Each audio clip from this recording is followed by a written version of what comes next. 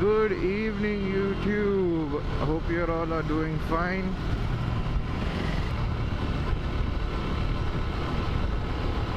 Great. The guy is coming from the opposite direction. Nobody gives two fucks about anything over here. And by nobody, I mean 80% of the people.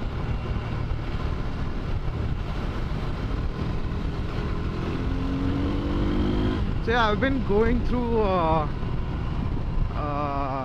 the feedbacks, the comments lately on my first video, and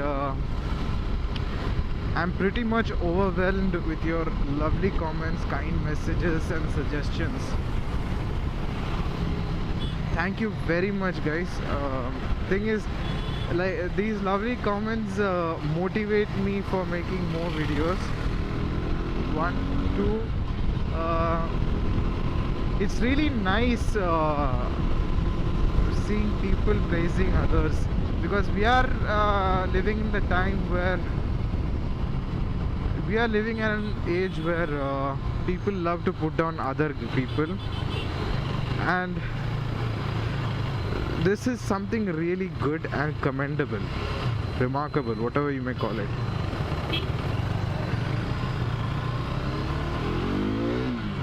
Ooh, nice bunny.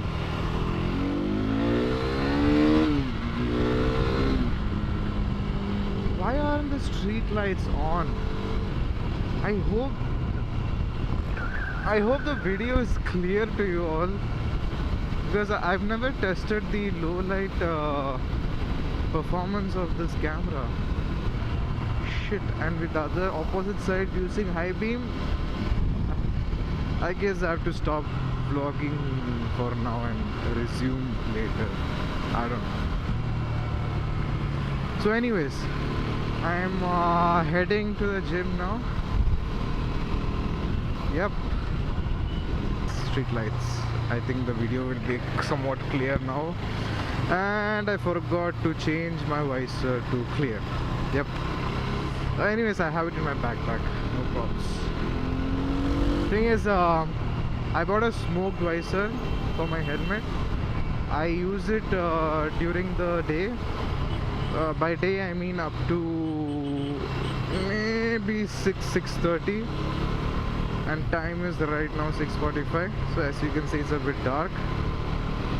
So whenever I go outside, I always carry a backpack with me, which just carries all my essentials, especially the visor, because I don't know when I'll be back home when I leave. So just to be on the safer side, clear visor, because using a smoked visor is never ever recommended. Not even safe, it's highly unsafe to use during the night, because even on well illuminated streets you just can't see dark object, it just blends in, and many people have met with an accident because of that. So yeah.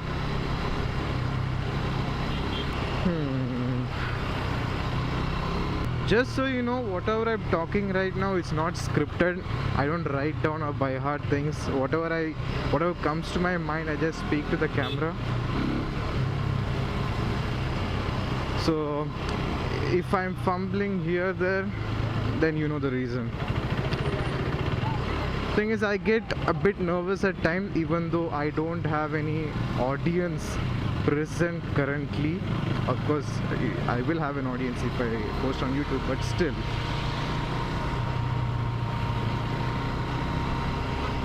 Yeah. Plus, riding in this traffic, and talking in the camera, thinking. So it's like three things at a time. Your mind is working, mouth, and your full brain is working on riding the motorcycle, and your limbs, legs, this thing. So it's a bit hard for me. I'm still a beginner at this, trying to work on it, but as I post more and more videos, it will become fine.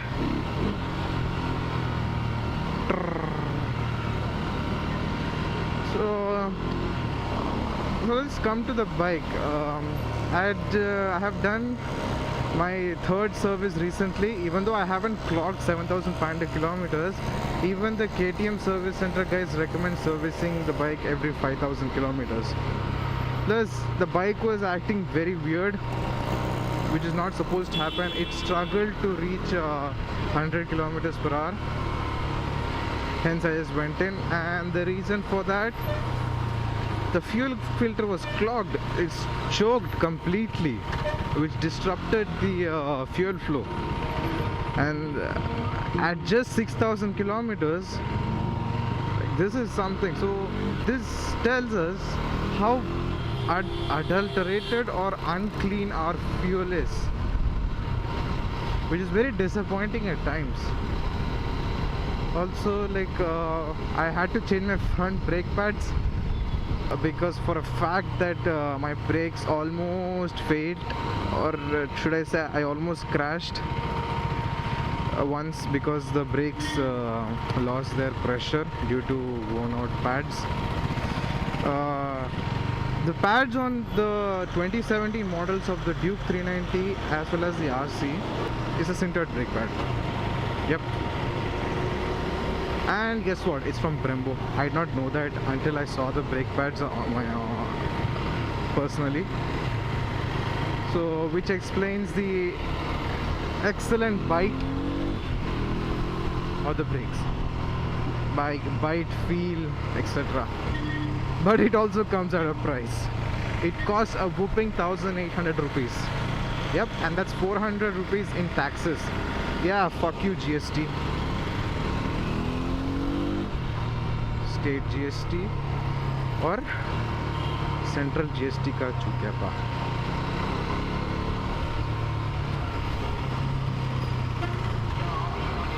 So much for one nation, one tax. The government has to realize money doesn't grow on trees for us either. Even we work our ass off to make money. So this is one thing which I'm very pissed about at the taxation system in our country. Yep. On the previous, because the brake pads were unexpected, like it really made my service bill twice the amount I was expecting. I spent close to 3,900. Okay, give it 4,000 for the second service. Wait, yeah.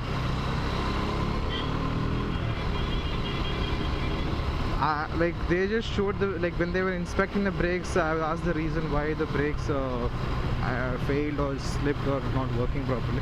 So they say after they checked the brake pads, they said the brake pads are worn out, need to be changed. And I said okay, fine, change it.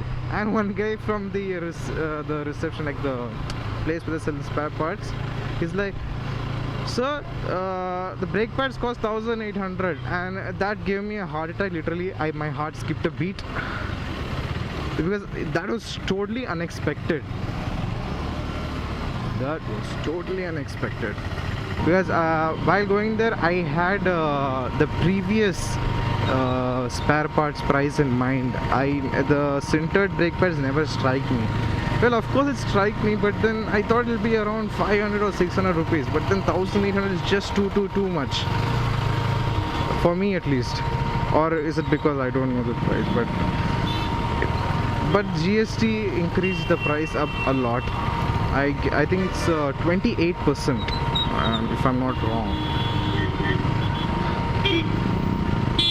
That is like 14% state GST, 14% real estate. Anyways, keeping that bullshit aside, I had done quite a few, I would say, aesthetic mods on the motorcycle.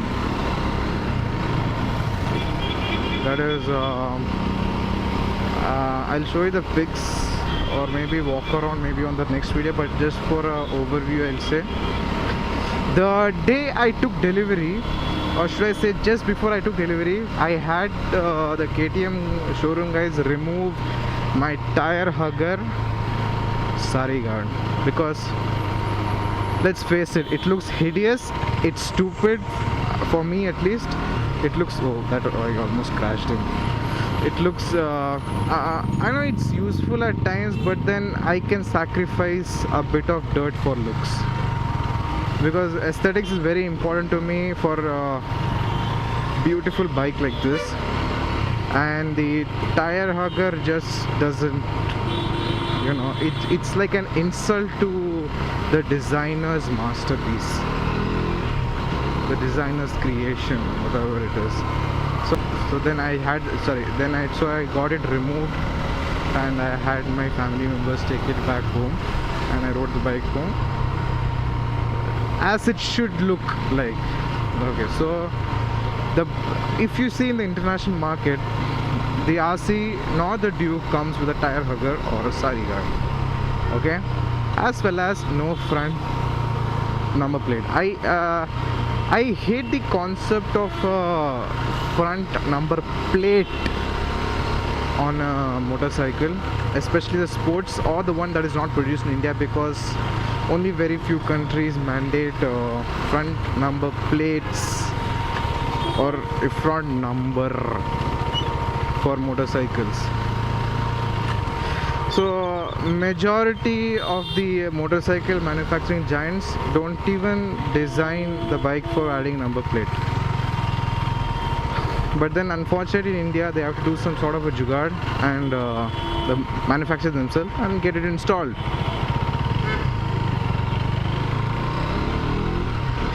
Okay, so I had the front number plate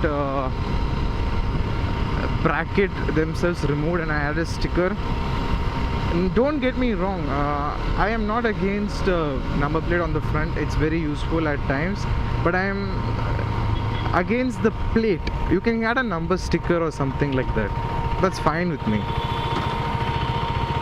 Also, now I have removed the fender completely and my gym has come, and so I will be back. Thank you.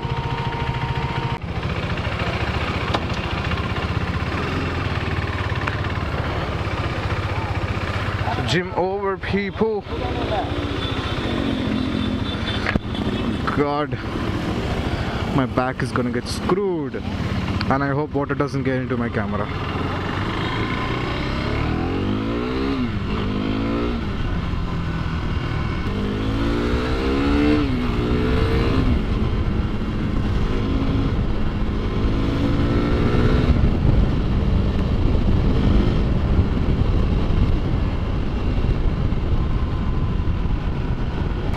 I've never gone in this much deep water.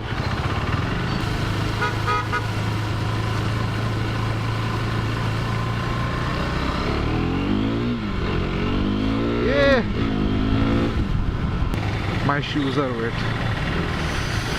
No, my shoes are wet. No, my shoes are wet. My shoes are wet, which sucks. So if you people enjoyed the video, like it if you like it, dislike it if you disliked it, comment down below to give comments. Yeah, isn't that obvious? Yeah, and subscribe to increase my subscribe count, because I've heard people say subscribe for more videos. Dude, why do you need to subscribe for seeing more? Just type in the channel name and you can see more videos. So yeah, that's what I felt. But it's nice, you know, tap the red button. So tada, bye bye, and I'll see you in the next video.